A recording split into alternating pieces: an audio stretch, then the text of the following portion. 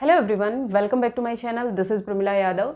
Last class में हमने heredity और एनवायरनमेंट के बारे में डिस्कस किया था कि जो हेरिडिटी आनुवंशिकता और जो वातावरण है वो बच्चे के विकास को प्रभावित करता है। बच्चे का जो विकास होता है वो हेरिडिटी और एनवायरनमेंट का प्रोडक्ट होता है। हेरिडिटी में क्या क्या चीज़ें आती हैं, एनवायरनमेंट में क्या क्या चीज़ें आती हैं और वो किस तरह से बच्चे के डेवलपमेंट को प्रभावित करती हैं। हमने कुछ डिबेट की बात करी थी, नेचर वर्सेस नर्चर की डिबेट की बात करी थी। डेवलपमेंट कॉन्टिन्यूस है या डिसकॉन्टिन्यूस है उसके बारे में हमने बात किया था। डेवलपमेंट है वो सिंपल टू कॉम्प्लेक्स जाता है, ये हमने बात की थी। ये सब हम लास्ट क्लास में डिटेल में डिस्कस कर चुके हैं। अगर आपने वो क्लास नहीं देखी है तो आप लास्ट क्लास एक बार जाकर देख सकते हैं। आज को हमारा टॉपिक है वो रहेगा सोशलाइजेशन, जिसको हम कहते हैं सामाजिकरण।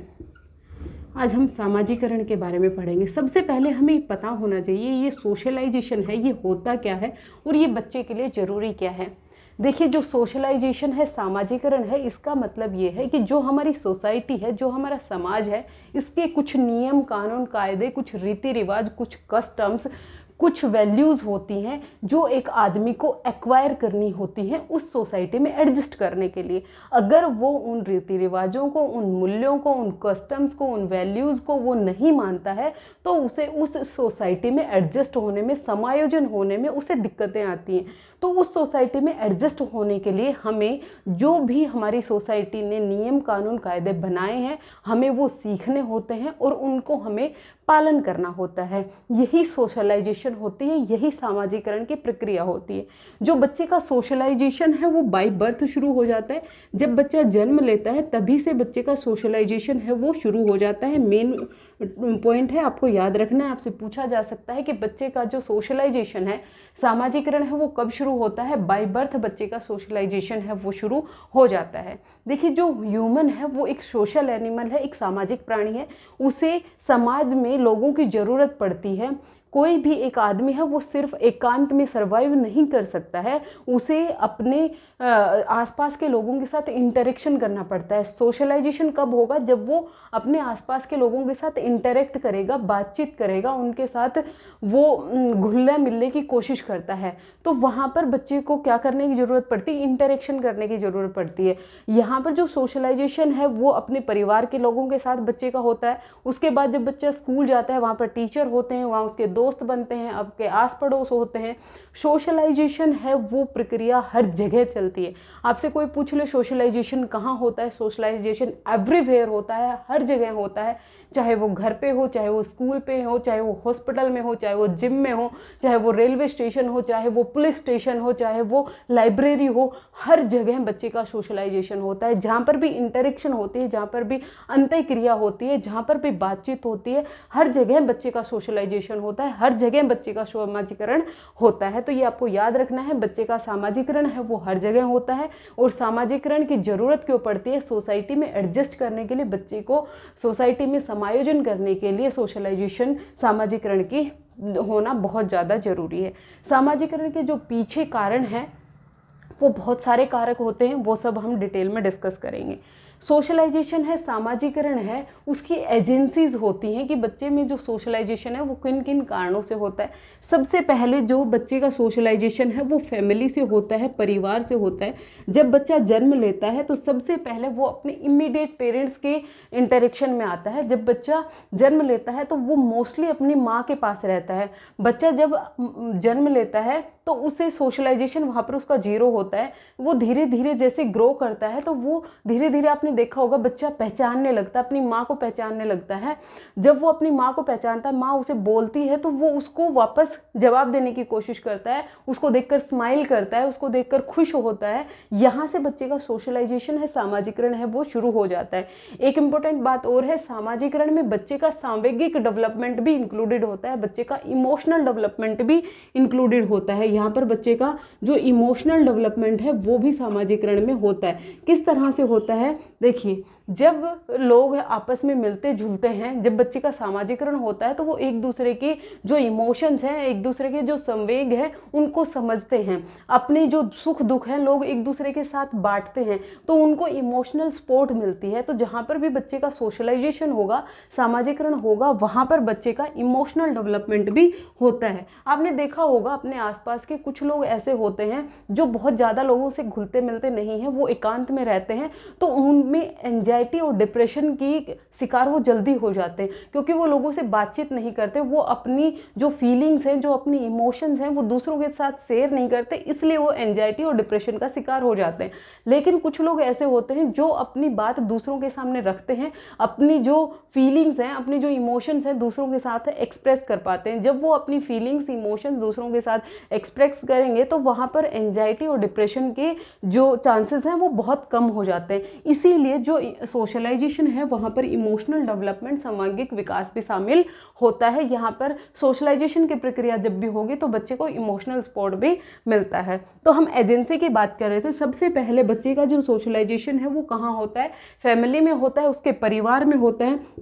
परिवार के जो लोग होंगे, परिवार में कौन कौन आएंगे? यहाँ पर बच्चे के माता पिता आएंगे, यहाँ पर बच्चे के पेरेंट्स आएंगे, और उसके सिबलिंग्स आएंगे, मतलब जो भाई बहन हो गए, और जो उसके दादा दादी आ गए, दादा दादी, उसके ग्रैंड मदर और ग्रैंडफादर, ये हैं, ये बच्चे की प्राइमरी सोशलाइजेशन के कारक होते हैं। ये बच्चे की जो प्राथमिक सामाजिकरण है उसके कारक होते हैं। तो यहाँ पर बच्चे का कौन सा सामाजिकरण होगा? प्राथमिक सोशलाइजेशन होता है। तो आपसे पूछ ले कि बच्चे का सोशलाइजेशन वो कहाँ शुरू होता है? फैमिली से शुरू होता है, बाय बर्थ शुरू हो जाता है, प्राथमिक सोशलाइजेशन हम उसे कहते हैं। और प्राथमिक सोशलाइजेशन के जो एजेंट्स हैं, कारक हैं, वो कौन कौन होंगे?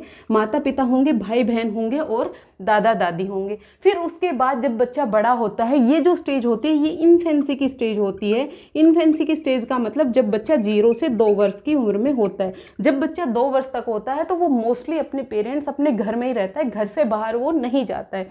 जब बच्चा 2 साल से बड़ा होता है तो वो अपने बाहर जाता है, वो बाहर जाने लगता है। मतलब जब बच्चा अर्ली चाइल्डहुड में आ जाता है, जब बच्चा 2 साल पूरी करके 2 से 6 वर्ष में आता है, तो बच्चा अपने पड़ोस में निकलने लगता है, बच्चे अपने नेबरहुड में जाता है। तो यहाँ पर क्या आ जाएगा?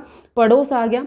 फिर उसके बाद जब बच्चा 3 साल का होता है तो वो लगभग आंगनबाड़ी में जाएगा, या फिर वो प्री स्कूल में जाने लगता है। यहाँ पर बच्चे का जो प्राथमिक स्कूल है वो शुरू हो जाता है। तो यहाँ पर बच्चा स्कूल में भी जाएगा, यहाँ पर बच्चा विद्यालय में भी जाने लगता है। जब वो विद्यालय में जाएगा तो यहाँ पर उन्हें कौन मिलेंगे? यहाँ पर उसे मिलेंगे टीचर्स, और यहाँ पर उसके बनेंगे पीयर। पीयर का मतलब उसी की एज के जो उसके दोस्त होंगे। तो जब बच्चा प्राथमिक सोशलाइजेशन से निकलकर बाहर जाता है, परिवार से निकलकर बाहर जाता है, तो यहाँ पर बच्चे का होता है सेकेंडरी सोशलाइजेशन। यहाँ पर बच्चे का होता है सेकेंडरी सोशलाइजेशन। और सेकेंडरी सोशलाइजेशन के जो कारक होते हैं वो कौन होगा? पड़ोस होगा, स्कूल होगा, टीचर होंगे और पीयर होंगे। ये बच्चे के सेकेंडरी सोशलाइजेशन के कारक होते हैं। फिर अगर आपसे कोई पूछ ले कि जो मेन एजेंसी है सोशलाइजेशन की, मेन एजेंसी ऑफ सोशलाइजेशन किसे बोलेंगे? जहाँ पर जब बच्चा परिवार में होता है तो ये मेन एजेंसी नहीं है सोशलाइजेशन की। जब बच्चा कहाँ जाता है? जब बच्चा अपने पड़ोस में जाएगा, स्कूल में जाएगा, टीचर्स के पास जाएगा, पीयर्स के पास जाएगा, तो यहाँ पर बच्चे का जो सोशलाइजेशन है, रियल सोशलाइजेशन बच्चे का यहीं पे शुरू होता है। क्योंकि यहाँ पर तो बच्चा सिर्फ और सिर्फ जो उसके माता पिता ने सिखाया, जो वैल्यूज़ माता पिता ने दी, वही बच्चे ने एक्वायर की। लेकिन यहाँ पर बच्चा अलग अलग लोगों के कॉन्टेक्ट में जाता है। यहाँ पर जो पीयर मिलेंगे, जो उसके दोस्त मिलेंगे, वो अलग अलग परिवार से रिलेटेड है। हर एक परिवार के नियम, कानून, कायदे, रीति रिवाज अलग अलग होते हैं। तो बच्चा अलग अलग लोगों से अलग अलग चीज़ें सीखेगा। एक टीचर उसे दूसरी चीज़ सिखाएगा, दूसरा टीचर उसे दूसरी चीज़ सिखाएगा। तो यहाँ पर बच्चे का जो एरिया है वो बढ़ता है। तो यहीं पर बच्चे का रियल सोशलाइजेशन शुरू होता है। मेन सोशलाइजेशन है वो बच्चे का कौन सा होता है? सेकेंडरी सोशलाइजेशन होता है। जब बच्चा अपने स्कूल में जाता है, पड़ोस में जाता है, अपने टीचर्स के पास जाता है, अपने पीयर में जाता है। तो आपको याद रखना है, जब मैंने लास्ट क्लासेस ली थी, सोशलाइजेशन की बात की, तब मैंने बताया था जो क्रूशियल टाइम पीरियड होता है बच्चे के सामाजिकरण का, सोशलाइजेशन का, वो कौन होता है? अर्ली चाइल्डहुड वाला टाइम पीरियड होता है, जब बच्चा 2 से 6 वर्ष में होता है। तो यहीं पर बच्चे का जो क्रूशियल टाइम पीरियड है सोशलाइजेशन का वो होता है। और दूसरी चीज़ और बताई थी मैंने कि यहाँ पर जो भाषा का डेवलपमेंट है, जो लैंग्वेज डेवलपमेंट है, उसके लिए भी ये क्रूशियल टाइम पीरियड होता है। कौन सा? 2 से 6 वर्ष वाला, जब बच्चा अर्ली चाइल्डहुड में होता है। फिर उसके बाद हम बात करें, उसके अलावा बच्चे का सोशलाइजेशन किससे होगा? उससे बाद टीवी से होता है, मास मीडिया से होता है। मास मीडिया हो गया, टीवी हो गया, बच्चा टीवी देखेगा, टीवी में बच्चा एड्स वगैरह देखता है।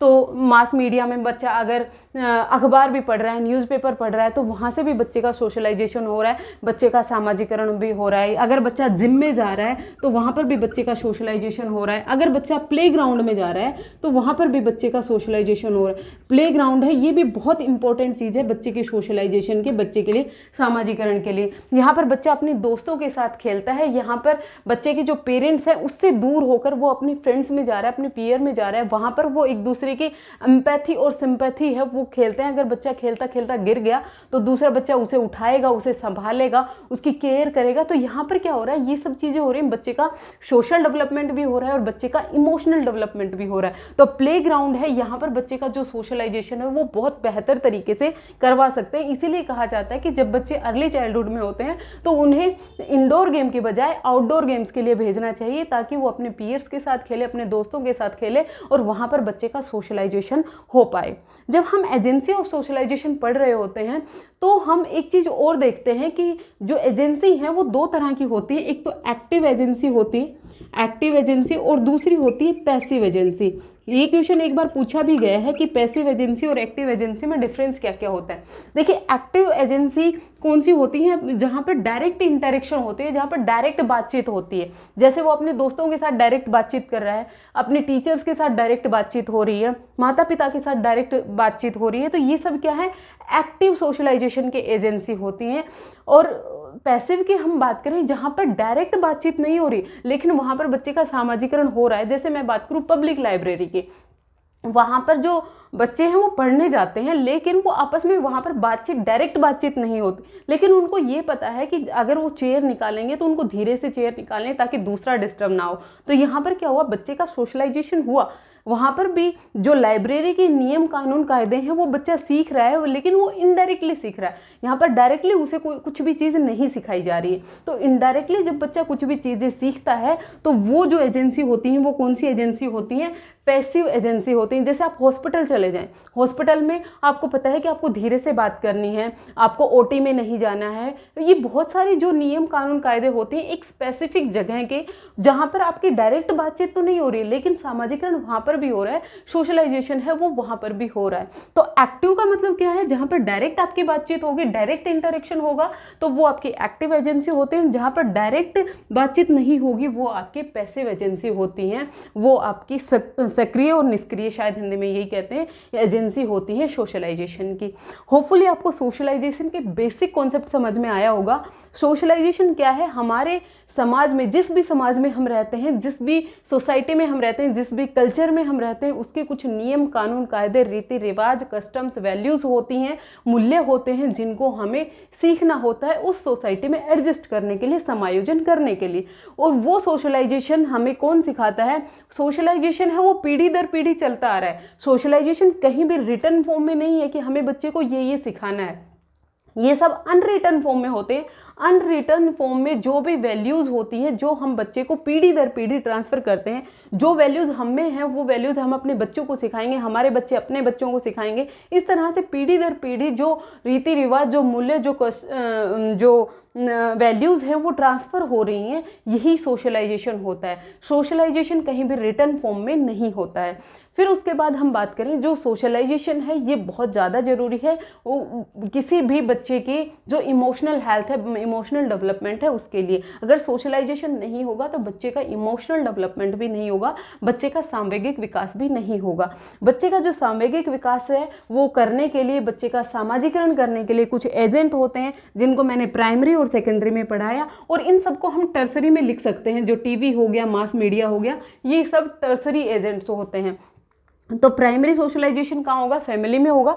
सेकेंडरी कहाँ होगा, पड़ोस में होगा, स्कूल में होगा, टीचर्स होंगे, पीयर होंगे। आपसे क्वेश्चन पूछ लेता है कि जो स्कूल है वो प्राइमरी एजेंसी है सोशलाइजेशन की या सेकेंडरी एजेंसी है, तो स्कूल है वो सेकेंडरी एजेंसी होती है सोशलाइजेशन की। दूसरा क्वेश्चन आपसे पूछा जा सकता है कि मेन एजेंसी ऑफ सोशलाइजेशन, यहाँ पर बच्चे बहुत गलती करके आते हैं। मेन एजेंसी की जब भी बात होगी वो फैमिली को रख देते हैं, लेकिन फैमिली है वो मेन एजेंसी नहीं है सोशलाइजेशन की। मेन एजेंसी ऑफ सोशलाइजेशन क्या होगा, स्कूल होगा, जहां पर बच्चे का सेकेंडरी सोशलाइजेशन होता है, जहां पर बच्चा अपने टीचर से मिलेगा। यहां पर आप देखेंगे कि बच्चा है वो अपने टीचर से ज़्यादा इन्फ्लुएंस होता है, जो टीचर कहेंगे वही बात वो कहता है। नेक्स्ट क्लास में हम हर एक अलग अलग स्टेज, इन्फेंसी में बच्चे का सोशल डेवलपमेंट कैसा होगा, अर्ली चाइल्डहुड में कैसा होगा, लेटर चाइल्डहुड में कैसा होगा, एडोलेसेंस में कैसा होगा, उसके कारक क्या क्या होंगे, वो सब हम नेक्स्ट क्लास में डिस्कस करेंगे। आज के लिए इतना ही, मिलते हैं नेक्स्ट क्लास में फिर से। Thank you very much.